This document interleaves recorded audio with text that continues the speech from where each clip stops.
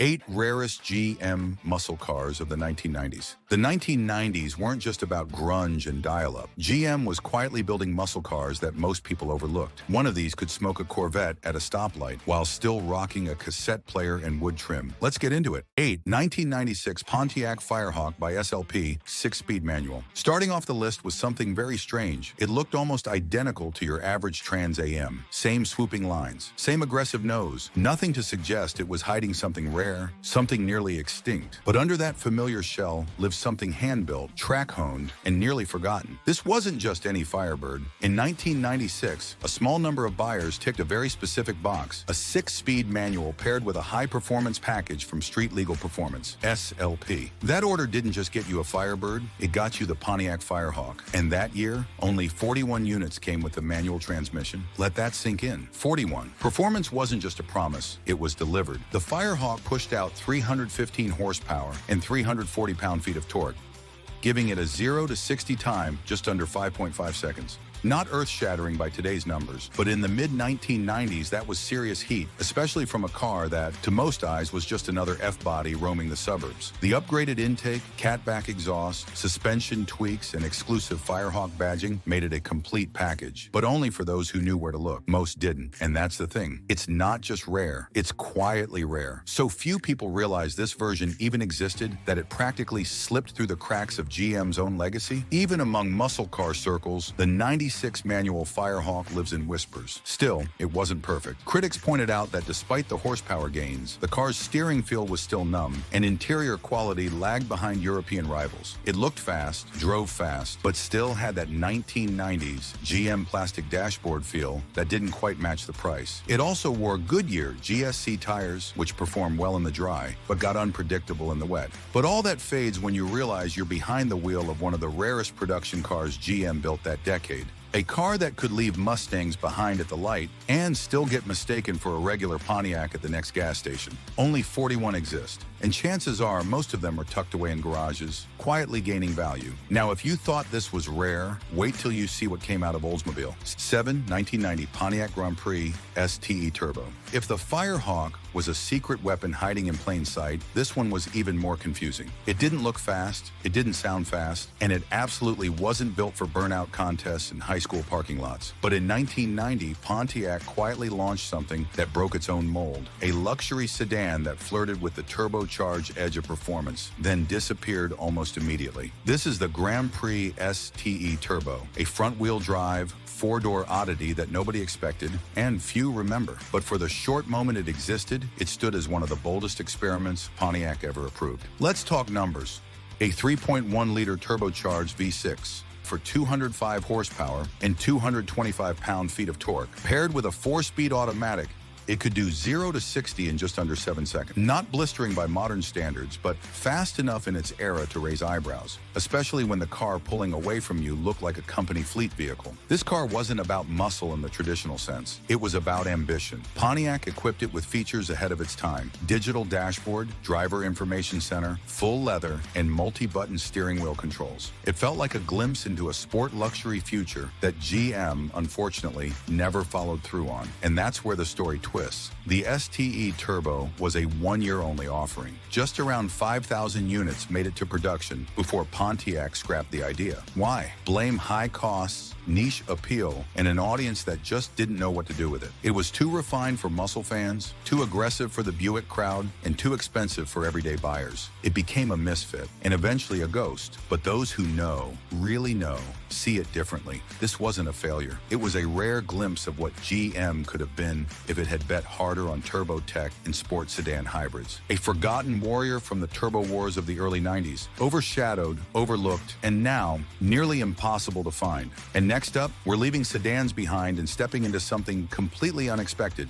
A truck, but not just any truck, one that came out of nowhere and left everything else behind in the dust. 6. 1992 GMC Sonoma GT. Just when you think GM couldn't get any weirder with performance, they decide to soup up a compact pickup truck. No flared fenders, no racing stripes, just a quiet little box on wheels with chrome bumpers and a bench seat. Something you'd expect to see parked outside a hardware store, not staging at a stoplight. But in 1992, GMC gave us the Sonoma GT, and it was not your uncle's work truck.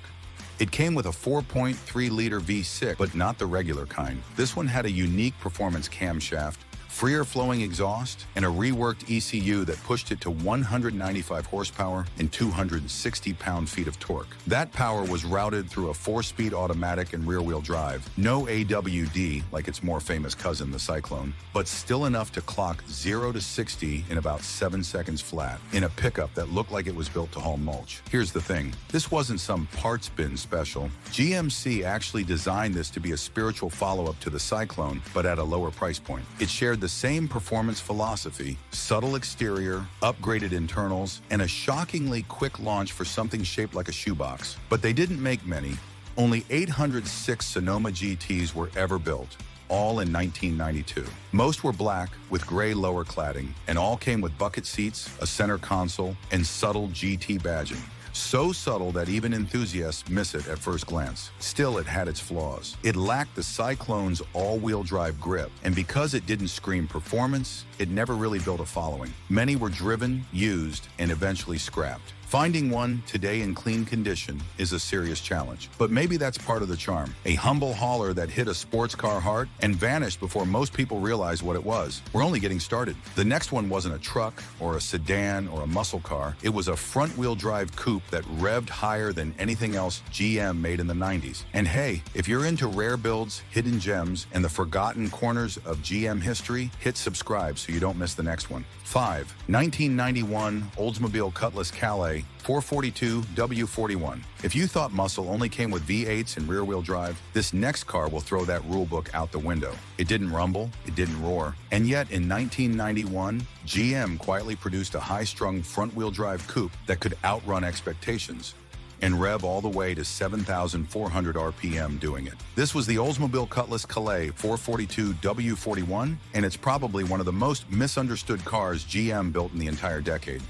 It packed a 2.3-liter DOHC quad-4 engine, tuned to squeeze out 190 horsepower and 160 pound-feet of torque. Numbers that might seem modest now, but remember, this thing weighed just over 2,800 pounds and came with a 5-speed manual.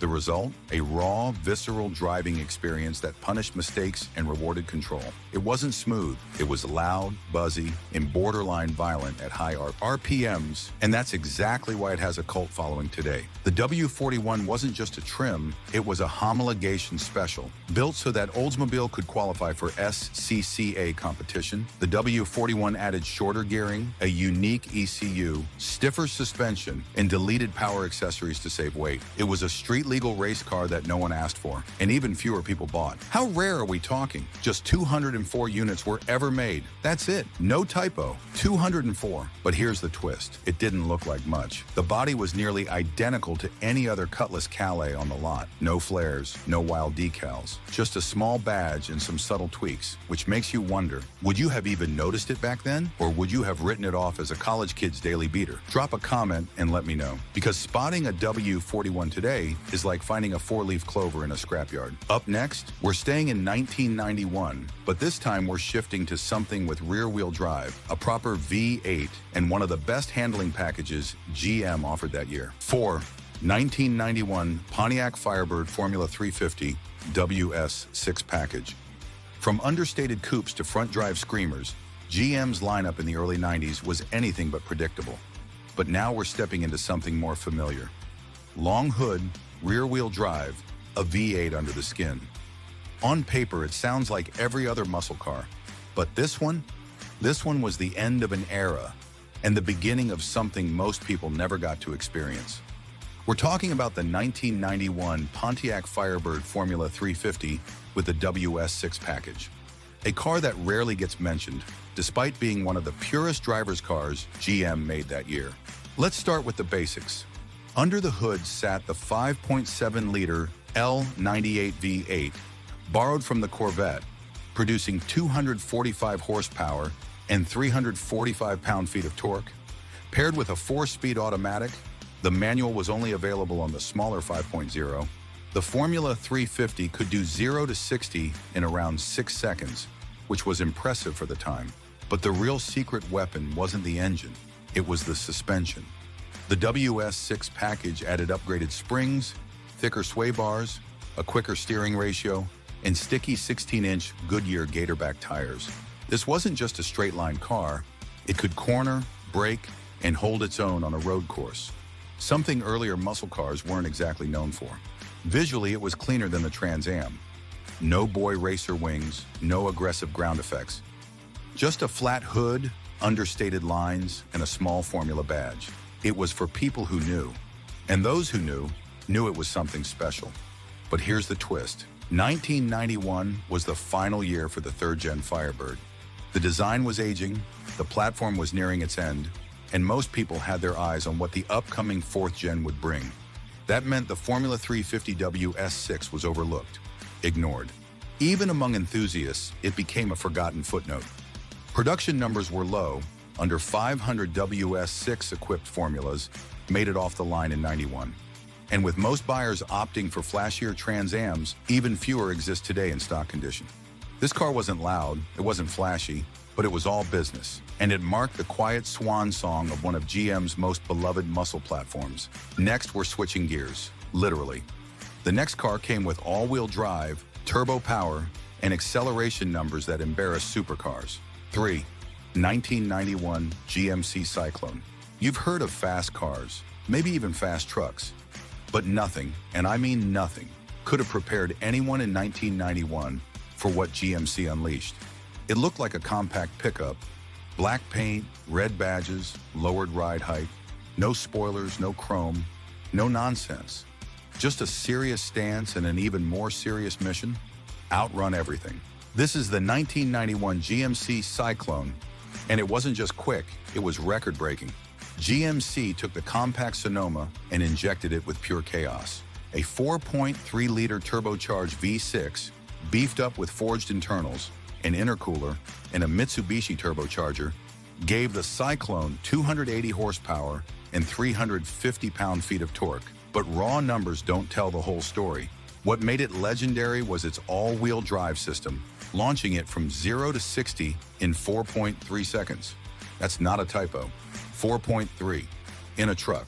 At the time, that made it quicker than a Ferrari 348, faster than a Corvette. Even Car and Driver called it the fastest vehicle they'd ever tested to 60 miles per hour. In 1991, it was pure madness. It didn't stop at straight-line speed either. The Cyclone had stiffer suspension, performance brakes, and a sport-tuned transmission. Everything about it was built for speed, except the exterior. That part stayed humble. No one expected a black GMC pickup to smoke them at the lights. So why isn't it more famous? That's where it gets tricky. GMC only made 2,995 Cyclones in total, and they were expensive. Too expensive for the average truck buyer, and too weird for the average sports car fan. Add in the fact that it only came in one color, black, and had very little cargo capacity, and it quickly became a niche toy for speed freaks who didn't care about practicality. But today it's a legend, a factory-built freak of nature that never got a sequel. It came, it conquered, and it vanished in the space of a single model year. Next up, a car that technically never existed for sale, and yet it just might be GM's most mysterious muscle project of the decade. 2. 1992 Buick LeSabre Grand Sport prototype. You expect muscle from a Camaro. You might even expect it from a truck like the Cyclone. But no one, and I mean no one, saw this one coming. In 1992, Buick toyed with an idea so strange, so out of character, that it barely made it past the prototype stage. A full-size front-wheel drive LeSabre with a Grand Sport badge. This wasn't a marketing gimmick, it was real. Buick engineers took the ultra-soft LeSabre, swapped in performance parts, and gave it a purpose the production model never had: to be fast. Under the hood, a supercharged 3.8-liter V6, tuned to make over 240 horsepower and 280 pound-feet of torque. That might not sound earth-shattering now, but it was enough to push this full-size cruiser from 0 to 60 in under 7 seconds, on par with the Mustang GTs of the time. And remember, this wasn't a stripped-down sports coupe. It had bench seats, chrome trim, and a massive trunk. You could drive your grandparents to brunch and then embarrass a Camaro on the highway. The Grand Sport prototype featured a stiffer suspension, upgraded brakes, unique wheels, and even bodywork tweaks to set it apart. Buick was serious about giving it an edge, but it never happened. Only a handful of prototypes were built. Some say 3, maybe 4. None were sold to the public. Buick quietly shelved the idea, deciding the world wasn't ready for a high-performance LeSabre. And maybe they were right. It didn't fit any category. Too big for a sports sedan, too soft for a muscle car, too fast for a Buick. But for those who've seen one in the flesh or driven one, it's unforgettable. A symbol of what could have been if GM had said yes to risk just a little more often. One of these cars might still be out there, sitting in a private collection or hidden in a warehouse. Untouched, unknown. And if rare muscle, forgotten prototypes, and GM's wildest experiments are your thing, don't miss what we have as #1 on our list.